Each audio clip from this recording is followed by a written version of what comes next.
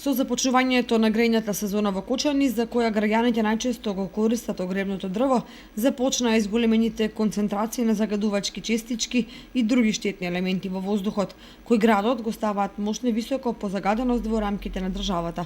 Карактеристично е што загаденоста се зголемува, особено во вечерните часови, кога практично џаците најинтензивно чадат, а и фреквенцијата на возилата е поголема. Според последните податоци од апликацијата Мој воздух, добиени од мерните станици во градовите низ државата, во Кочани состојбата со CO2 покажува ниска загаденост. За NO2 и O3 нема податоци, а PM25 частичките не се мерат, иако тие во вообичаено најзагадените градови во државата Тетово и Команово покажуваат голема концентрација и многу висока загаденост. PM10 частичките во Кочани предизвикуваат висока загаденост, а кај SO2 е измерена многу ниска загаденост. Веројатно значајна улога во мерењето има поставеноста на мерните инструменти кои се близу до крстосници, каде концентрацијата на издувни гасови од возилата е најголема. Поради тоа, веројатно различна е загаденоста во централното градско подрачје во споредба со периферните или повисоките делови на градот.